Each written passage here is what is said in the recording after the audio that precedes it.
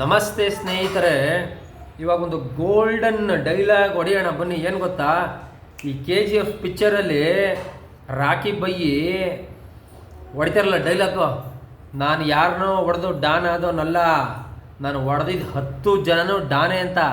ಆ ಥರ ಈಗ ಈ ಸ್ಪಿರಿಚುವಲ್ ಡಾನ್ಗಳಿದ್ದಾರೆ ಗೊತ್ತಾ, ಜನಗಳೆಲ್ಲರೂ ಬಕ್ರಾ ಮಾಡ್ಕೊಂಡು ಓಡಾಡ್ತಾವ್ರಲ್ಲ, ಸ್ಪಿರಿಚುವಲ್ ಗುರುಗಳು ಡಾನ್ಗಳು, ಅಷ್ಟು ಜನಕ್ಕೂ ಸೇರಿಸಿ ಹೊಡೆಯುವಂಥ ಒಂದು ಗೋಲ್ಡನ್ ಸತ್ಯವನ್ನು ಹೇಳ್ತೀನಿ ನೋಡಿ, ಕೇಳಿಸ್ಕೊಳ್ಳಿ.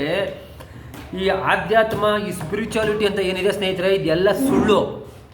ಆ ಥರದ್ದು ಏನು ಇಲ್ಲವೇ ಇಲ್ಲ. ಫಸ್ಟ್ ಆಫ್ ಆಲ್ ಇವರು ಎಲ್ಲ ಸೃಷ್ಟಿ ಮಾಡಿಕೊಂಡು ಜನಗಳನ್ನ ಬಕ್ರಾ ಮಾಡಿಕೊಂಡು, ಸ್ವಲ್ಪ ಕಷ್ಟ ಇರೋರನ್ನ, ದುಡ್ಡು ಜಾಸ್ತಿ ಇರೋರನ್ನ, ಭಯ ಇರೋರನ್ನ, ಆಯಿತಾ, ಈ ಕಳ್ಳರು ಕಾಕ್ರುಗಳನ್ನ ಭ್ರಷ್ಟಾಚಾರ ಮಾಡಿ ದುಡ್ಡು ಸಂಪಾದನೆ ಮಾಡ್ಬಿಟ್ಟು ಭಯ ತುಂಬ್ಕೊಂಡಿರ್ತದೆ ಅವ್ರನ್ನ ಸಾವಿನ ಭಯ ಇರೋರನ್ನ ಕರ್ಕೊಬಂದು ಕುರಿಗಳ ಥರ ಬಿಸ್ಕೆಟ್ ಹಾಕೊಂಡು ಇಟ್ಕೊಂಡವ್ರು ಇವ್ರು ಅಷ್ಟೇ. ಅರ್ಥ ಆಯ್ತಾ?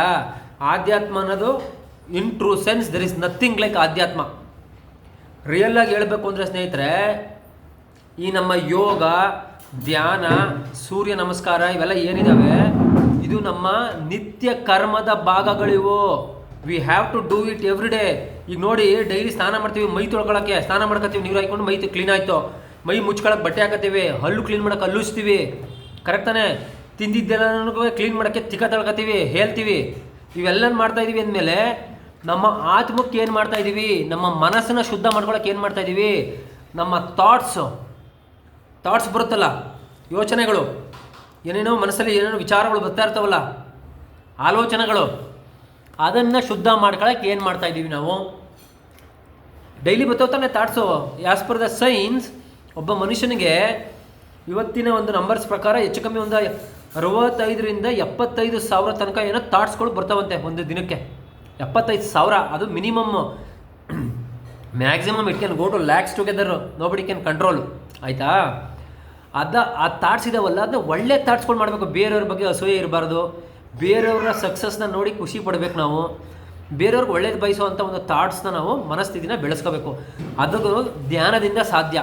ಸ್ಟಾರ್ಟಿಂಗಲ್ಲಿ ಎಲ್ಲರಿಗೂ ಅದು ಬರೋಲ್ಲ, ಧ್ಯಾನ ಮಾಡಬೇಕು, ಕೂತ್ಕೊಬೇಕು. ಈಗ ನೋಡಿ, ನೀರು ಒಂದು ಲೋಟದಲ್ಲಿ ನೀರಿರುತ್ತೆ, ಬಗಡ ಆಗಿರುತ್ತೆ ನೀರು, ಅದನ್ನು ನೀವು ಓವರ್ ನೈಟ್ ಇಡಿ, ಬಗಡ ಎಲ್ಲ ಏನಾಗುತ್ತೆ ಹೇಳಿ ಕೆಳಗಡೆ ಹೋಗುತ್ತೆ, ಮೇಲ್ಗಡೆ ತಿಳಿದುಕೊಳ್ಳುತ್ತೆ ನೀರು. ಅದೇ ಥರ ನಮ್ಮ ಥಾಟ್ಸು ಮತ್ತು ನಮ್ಮ ಮನಸ್ಸು ನಾವು ಒಂದು ಕಡೆ ಅಳ್ಳಾಡ್ದಂಗೆ ಒಂದು ಕಡೆ ಕೈಕಲ್ಲಿ ಚಕಬಟ್ಟೆ ಹಾಕೊಂಡು ಕೂತ್ಕೊಂಡ್ರೆ ಶುದ್ಧ ಆಗುತ್ತೆ. ನೀವೇನು ಮಾಡಬೇಡ, ಸುಮ್ಮನೆ ಕೂತ್ಕೊಳ್ಳಿ, ಚಕಬಟ್ಟೆ ಹಾಕೊಂಡು ಒಂದು ಕಡೆ ಕಣ್ಣು ಮುಚ್ಕೊಂಡು.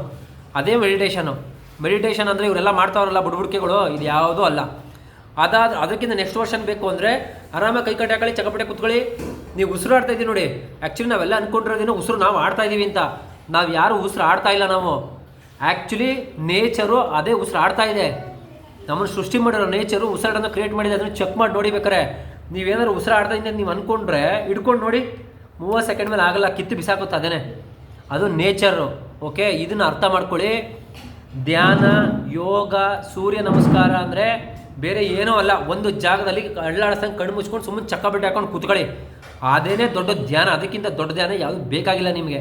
ಅದಕ್ಕಿಂತ ದೊಡ್ಡ ಧ್ಯಾನ ಬೇಕು ಅಂದರೆ ನನ್ನನ್ನು ಕಾಂಟ್ಯಾಕ್ಟ್ ಮಾಡಿ. ವಿಪಾಸನ ಮೆಡಿಟೇಷನ್ ಅಂತ ಒಂದಿದೆ, 10 ದಿನಗಳ ವಿಪಾಸನ ಶಿಬಿರ. ಮೊಬೈಲು ಗಿಬ್ಬೆಲ್ ಏನೂ ಅಲೋ ಇಲ್ಲ. ನೀವು ಒಳಗಡೆ ಹೋಗ್ಬಿಟ್ಟು ಸುಮ್ಮನೆ ಕುತ್ಕೊಳ್ಬೇಕು, ಒಬ್ರನ್ನೊಬ್ರು ನೋಡೋಂಗಿಲ್ಲ, ಒಬ್ರ ಜೊತೆ ಮಾತಾಡೋಂಗಿಲ್ಲ. ಫುಲ್ ಚಿತಾಲ್ ಪತಾಲ್ ಸಕ್ಕತ್ತಾಗಿರುತ್ತೆ.